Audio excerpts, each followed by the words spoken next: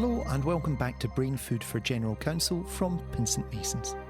My name is Matthew McGee and I'm a journalist here at Pinsent Masons, and we're back a little sooner than expected to help you to make sense of one of the most extraordinary times any of us has ever lived through. Businesses are at the sharp end of the coronavirus crisis, from looking after employees to setting up hundreds, even thousands of home offices, to providing the essential goods to keep society running, not to mention trying to come up with a vaccine which will hopefully bring this crisis to an end. So, having taken an overview of the immediate situation 2 weeks ago, and do check out the last programme which contains fascinating lessons from past crises, we're now going to dive into some of the nitty-gritty. Pinsent Masons focuses on 5 sectors: advanced manufacturing and technology, infrastructure, energy, financial services and real estate. So we'll hear from the heads of those sectors at Pinsent Masons about the priorities in each of their areas, and we'll get a sense of what action companies are already taking to mitigate the effects of the upheaval.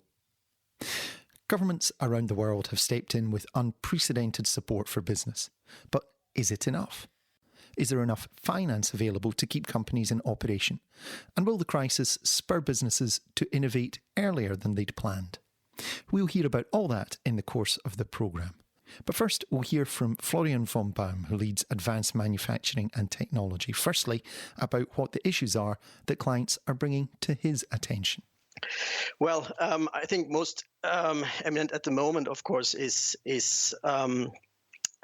labor law issues, how to reduce labor costs effectively by use of government programs. Other issues relate to supply chain challenges. Are companies obliged to deliver? What about damages resulting from non-delivery? These are the more eminent and immediate needs clients have, and why they come to us. I think on a midterm and a longer term basis, probably issues around financing and probably reorganization and restructuring of certain parts of their companies will be a field where companies have to react. All eyes are focused now on one area of manufacturing and technology: life sciences, biotech and pharma, from where we hope to hear news in the coming weeks and months of a vaccination against COVID-19. But even there, the coronavirus complicates things. The first assumption would be that pharma, biotech and medtech are the winners of the virus crisis, if you can say so. Indeed, when you take a look at the stock markets, share prices of many companies in that sector increased significantly. In particular in areas which are close to the virus challenges, research on therapy or antibodies or vaccines, but also medical or diagnostic equipment. However, whether this reflects the real situation in all cases is, in my view, quite doubtful. R&D in pharma and biotech is always risky and subject to failures and setbacks. So we have to see what the development brings. And we find some very practical problems also affecting the life sciences industry, like immediate supply chain problems and shortage of certain components, export bans for crucial medicines, fraud and counterfeits, in particular for hygiene products. Demand for manufactured goods is now tightly focused on material that can help in the fight against coronavirus, especially medical devices such as ventilators and protective clothing for health and social care workers. So is everyone turning on a sixpence to change what they produce? In particular in manufacturing, some companies have already started to change their product portfolio with products which probably have a more immediate demand now, such as ventilators or masks. To give you one example, Volkswagen uses hundreds of 3D printers to produce medical equipment now. Companies which have flexible production facilities or can do additive manufacturing have a clear advantage here. And in life sciences, we also see some shift to R&D to move research capability from existing programs to COVID-19 programs. If the government measures that we've seen around the world are going to be a success, They'll have to help companies such as manufacturers which can't be productive while their workforce is at home. But are the measures enough? Will there be a sector to come back to when this is all over?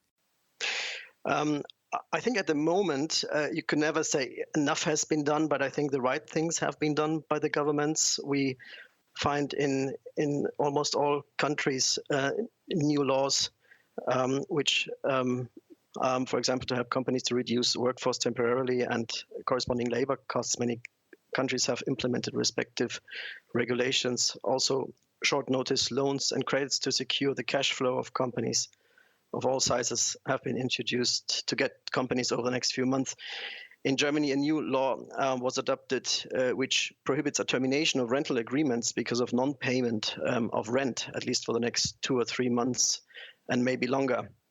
So that's good on the one hand. On the other hand, companies should be very mindful what actions to take in that respect. I think companies should be really mindful and be aware that all actions could have some negative effects also in the public opinion.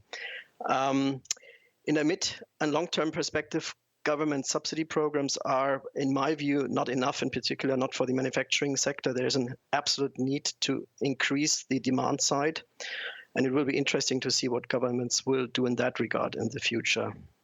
And last but not least, the financial strength of industries in our sector must be secured. We already see that central banks are taking respective actions to inflate the markets with money, but this will probably raise other challenges in the future, of course. Companies have to wrangle not only with whether those government measures are sufficient, but with the task of knowing what they are and how they operate.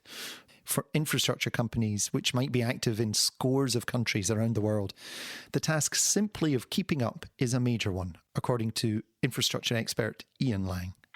One of the biggest challenges is making sure that the business, your business, is up to date with current advice, and establishing a means of communicating across the business in a clear way is a challenge for all businesses, including those in the infrastructure sector. And when you're operating, in an environment which is changing daily, sometimes hourly, and across multiple sites and potentially multiple jurisdictions, with employees who are being flooded with information constantly, clear, concise, intra-company communication is really, really important. That's definitely a challenge that we and everybody else are dealing with. Construction companies will have spent recent weeks poring over contracts to look at clauses such as force majeure clauses that allow them some leeway in case of extraordinary events. But that leeway typically allows extensions of time, but doesn't protect you from the cost consequences of that delay. And companies have to balance exercising those rights to that leeway with the sense that they're part of a long chain of activity seeking to achieve common commercial aims. So what approach are infrastructure companies taking? Is it a pragmatic commercial one, or are they seeking to enforce the rights they have in their contracts? All of those contracts that I'm involved in, where we're discussing issues around the impact on performance of obligations under contracts, force majeure comes to the fore. And that is largely because the way that the construction supply chain works and the contracts within them work really requires contractors to notify, often as a prerequisite of a right, to notify of an event within a limited period of time. And therefore, even if one is willing to take a commercial view down the line, one has to serve the notice in order to make sure that you have the ability to take that decision later. As to whether people are taking commercial judgments at this stage, I think the answer is not that we've seen. And I say that, living and working in Asia and having worked through some of the issues here now for over a couple of months, we're not seeing major commercial decisions being taken. People tend to be taking an approach where they're maintaining their contractual rights. But that's not to say it won't come. And it is possible that the industry may seek to share pain. I think the real problem for the infrastructure sector is they operate on such narrow margins. They don't have buffers on which to take more pain. And therefore, for many of them, they really just feel they don't have a choice. I think where one sees differences, and it'll be interesting to see how this plays out in time, is where large, and they are generally Asian, state-sponsored corporates with access to cash are able to take a more commercial view, and we'll see how that plays out. The position these companies take to cooperate and not invoke clauses about performance of the contract versus maintaining their position for future protection is bound up with infrastructure companies' financial position. It's not an industry where companies sit on enormous cash reserves, and this will inform every decision they're now taking. As we said, margins are tight in the industry, and so the longer-term implications are potentially very significant indeed. You have a sector that in large parts of the world isn't operating at a sustainable level of profitability before they went into this crisis, and you can imagine with the fiscal strain that will come from taking the cost consequences of delay, even with the government policy of support that is available, that's going to be a huge challenge. The financial health of the infrastructure sector has never been particularly rosy. CBI did a report in relation to the UK market recently in relation to the financial health of the Tier 1 contractors, which demonstrated an aggregate loss position over the last financial year for them. That is true in other parts of the world, even where there has to date been a boom. So in parts of Asia, you'll hear talk of the profitless boom. So yes, there is a lot of work available in the market, but making margin from it has proved hugely, hugely difficult. You can therefore expect to see, sadly, insolvencies, restructurings within the sector, disruption to supply chains, opportunistic merger and acquisition activity, for sure, and cash raisings, and all the things you would expect in cash-distressed businesses. I think you'll also see, in an effort to solve that, waves of government support in terms of rolling out projects, much as happened after the global financial crisis. But you might see some other interesting areas of support. If you look at Hong Kong, the Hong Kong government at the moment is looking at advance payments against some of their existing contracts to kind of change the cash profile of their projects in order to front load them a bit, in order to get the industry over this. Ian is based in Singapore, so is able to peer into the future a little bit for those of us based in the Western Hemisphere.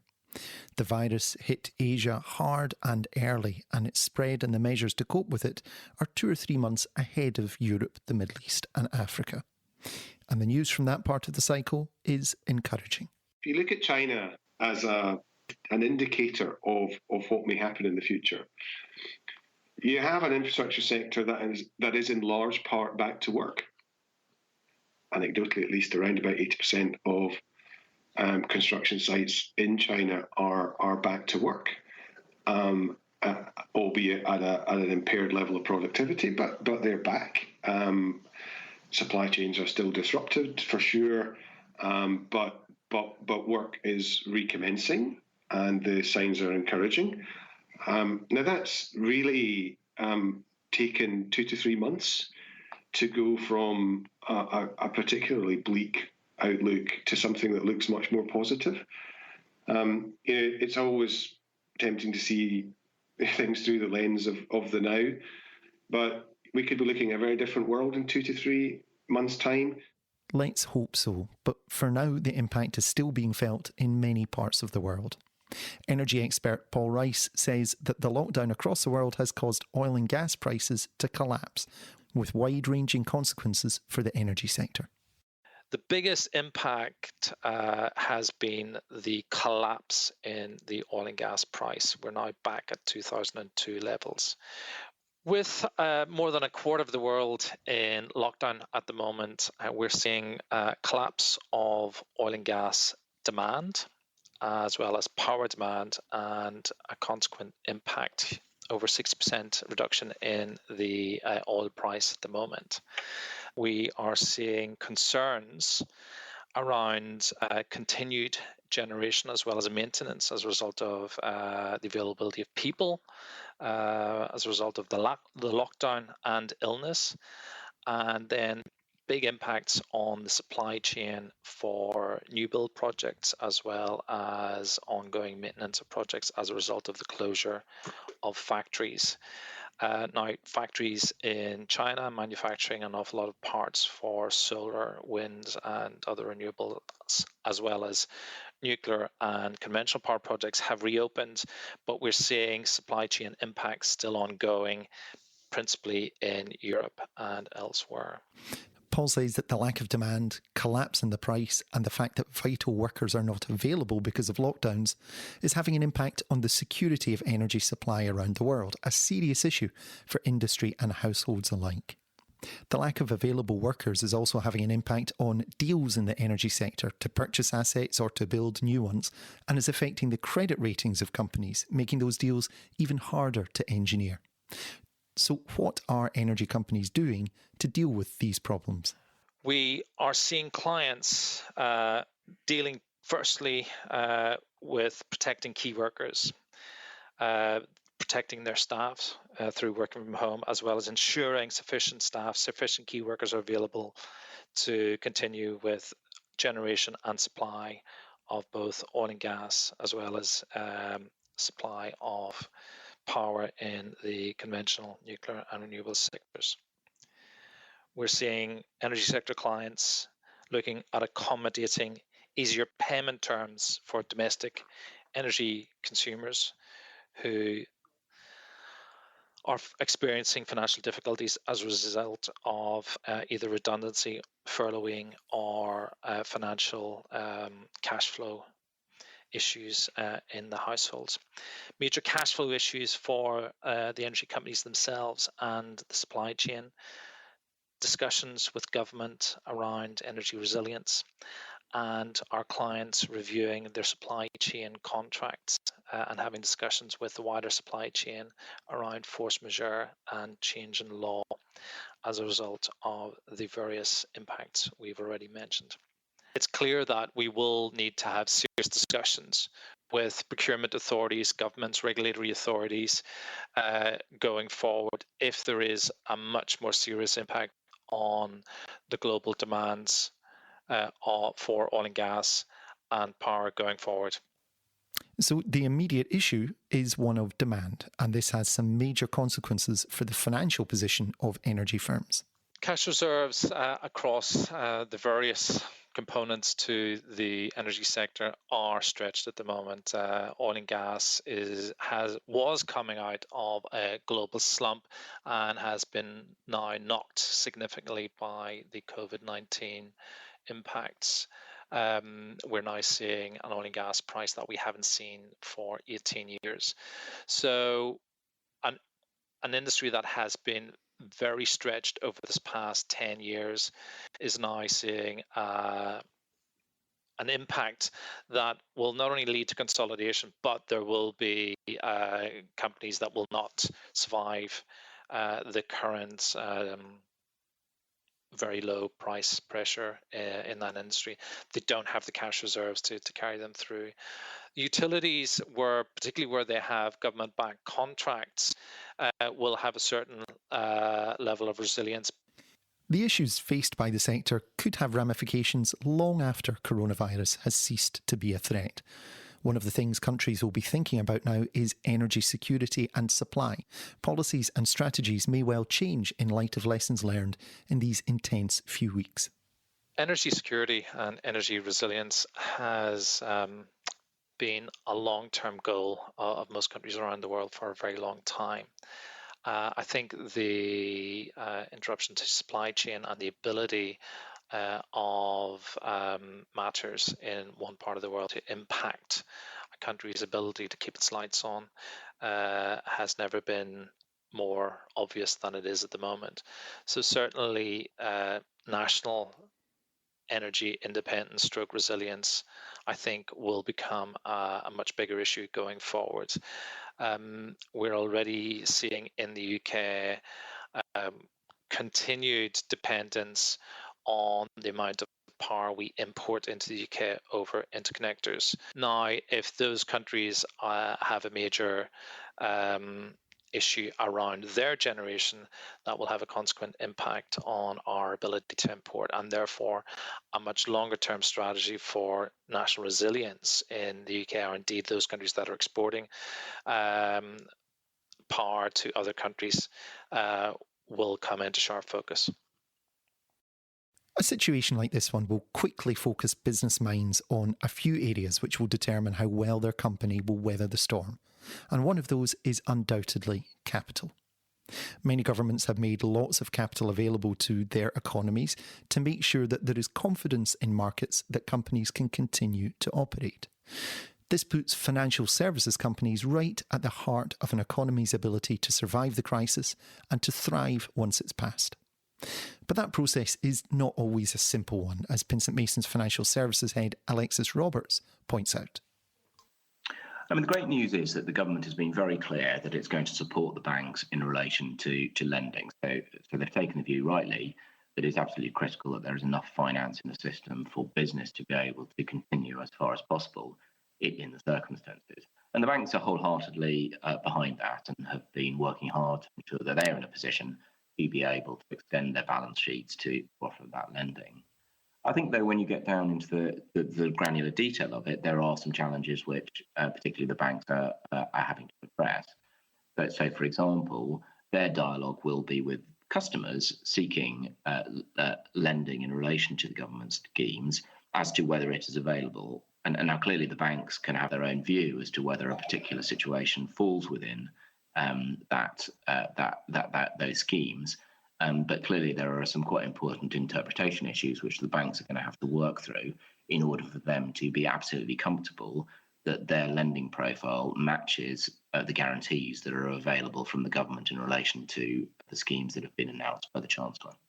There's a danger that if they get that wrong, that they are lending in circumstances where the guarantee doesn't apply, or indeed if that they are too restrictive, then there may well be PR issues which go with being too limited in the credit that they're willing to provide to their customers.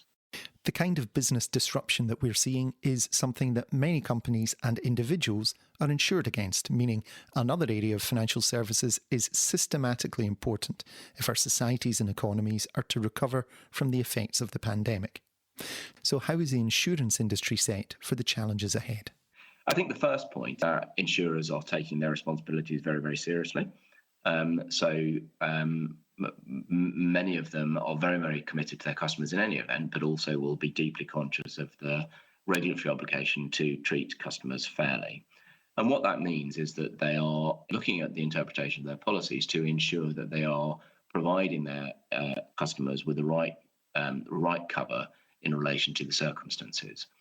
The challenge, I think, is that often the wordings are not as clear as they could be, not really out of any criticism of the insurers, but because the circumstances are so new and have developed and changed so quickly that actually wordings put in place even a year ago, but often longer ago than that, will not necessarily be absolutely on point for dealing with the current circumstances. So there will often be interpretation issues to ensure that the policy wordings are being applied correctly in the circumstances.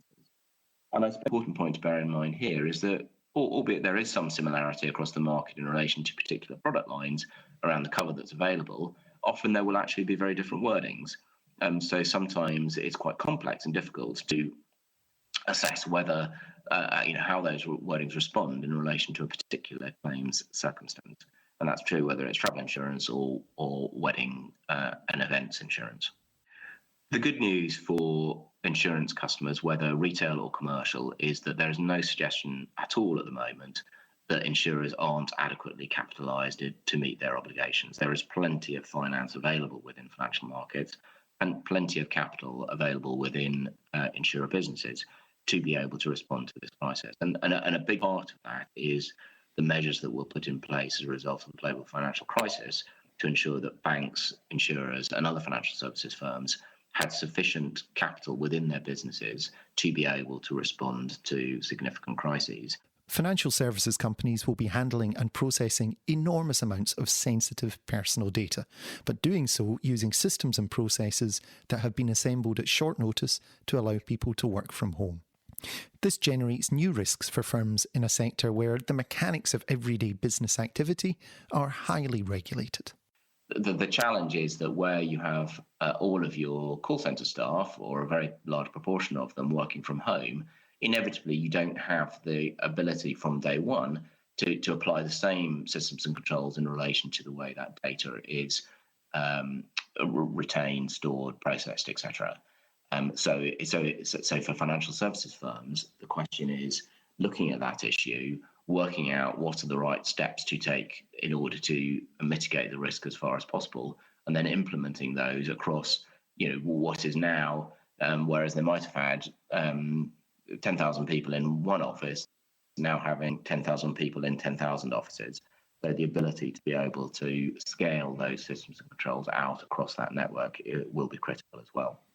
Alexis says, though, that regulators realise that this is an extraordinary situation and will take account of that when considering action against companies if incidents do occur.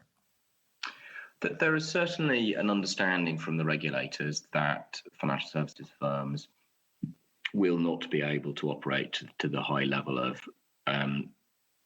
regulatory expectation that would have existed prior to the crisis.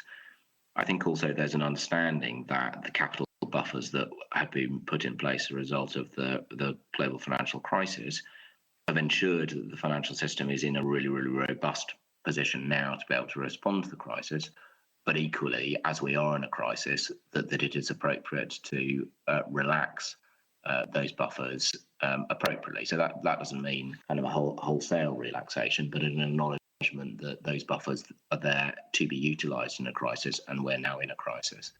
So I think there is an understanding from the regulator that there will need to be a relaxation, and that applies importantly to conduct issues as well, and to systems and controls that financial services firms have in place to manage regulatory risk within their business. I think the challenge, though, for businesses is that there's a difference between higher level indications from the regulators that they will adopt a less robust approach on the one hand, and on the other hand, applying that on a day-to-day basis in relation to how a financial services firm runs its business. So what exactly is the extent to which relaxation could occur in relation to a whole range of different day-to-day activities, whether around claims, whether around sales, whether around processing data, whatever it might be. And companies themselves, not just regulators, should be vigilant. These necessarily unorthodox processes can create opportunities for financial crime, something companies are already seeing. There are some staggering figures currently around the uptick in cyber crime. So the targeting of a whole range of different customers or financial services firms in relation to cyber crime. So I think inevitably, unfortunately, we will see an uptick in that.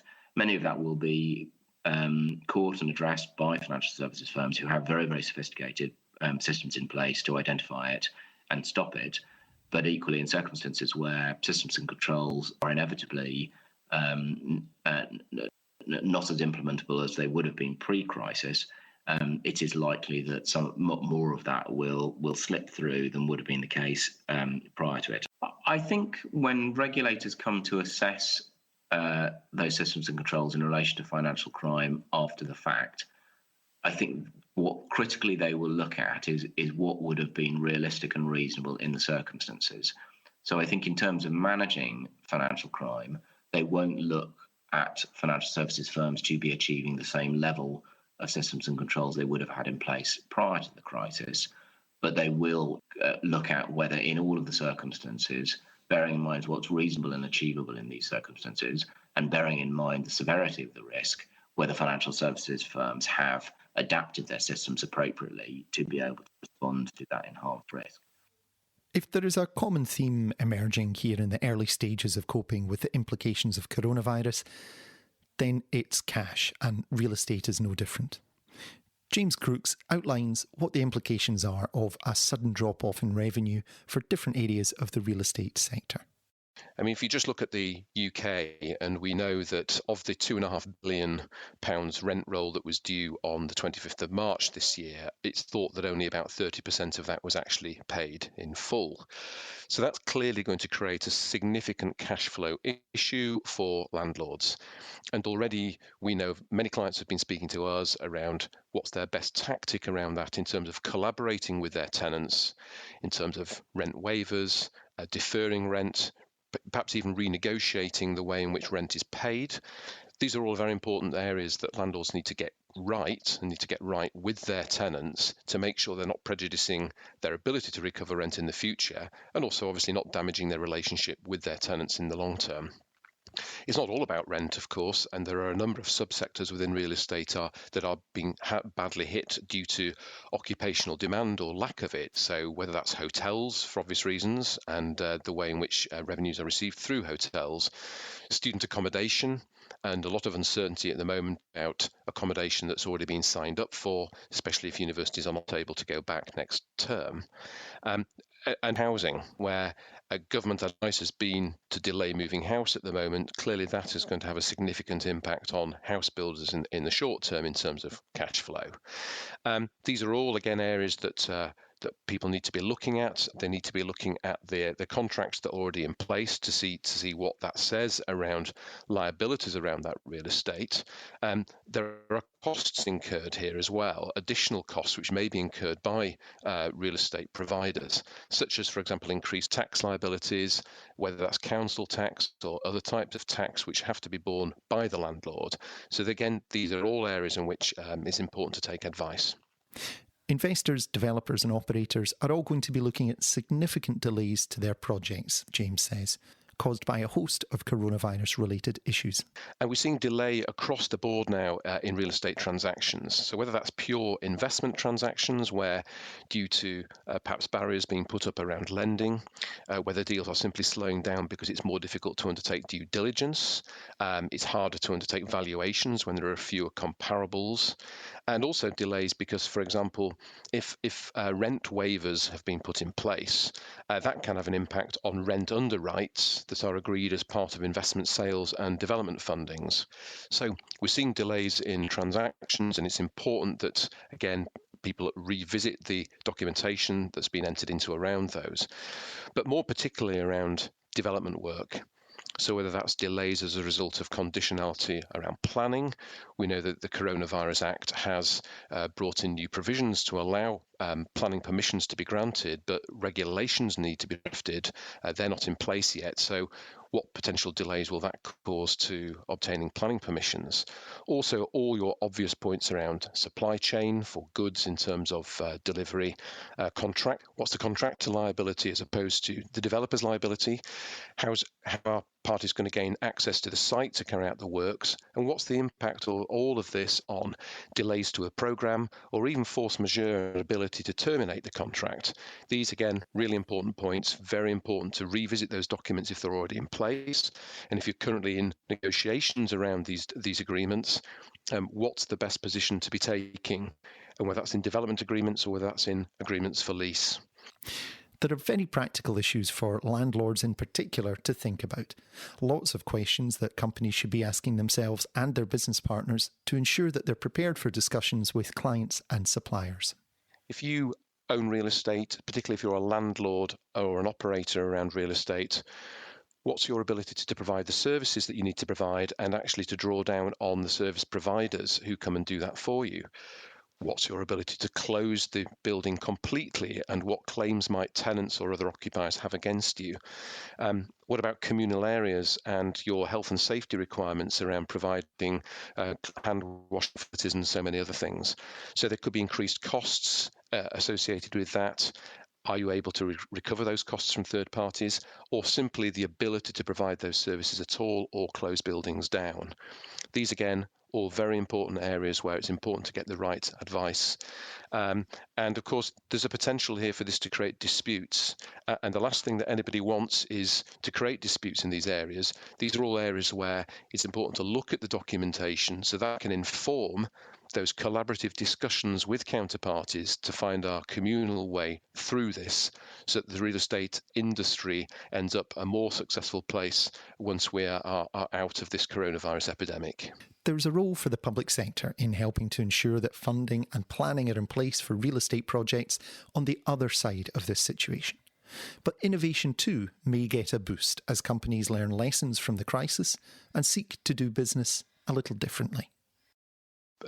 Situations such as created by coronavirus, perhaps the only entity that ultimately can see a way through and collaborate with everybody to make sure that deals continue to happen and the wheels keep turning is the public sector.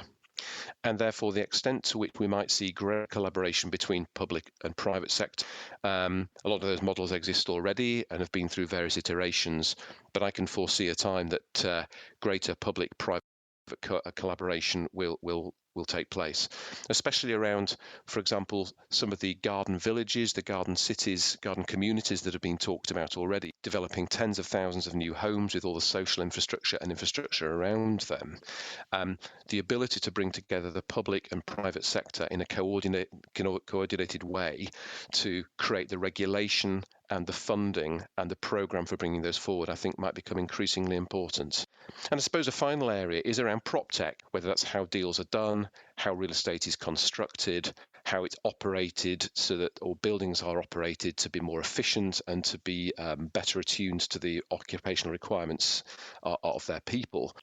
I think we may find that the use of PropTech is accelerated now to, again, create greater efficiencies as to how people use real estate, and people find a new norm where perhaps real estate is used in a different way, but also how buildings are designed and can be operated more cheaply. The business issues caused by COVID-19 are many and varied, and we can't hope to capture them all here. But do check out the hour-by-hour coverage from our Outlaw reporting team at www.pinsentmasons.com/coronavirus, where you can sign up for updates. But hopefully this has given you a sense of the challenges in each of the 5 sectors we've looked at, and an indication of how companies are rising to meet them.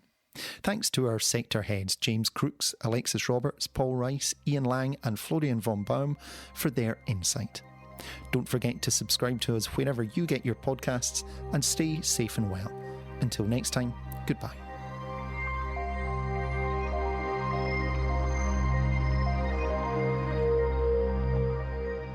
Brain Food for General Counsel was produced and presented by Matthew McGee for Pinsent Masons, the international professional services firm with law at its core.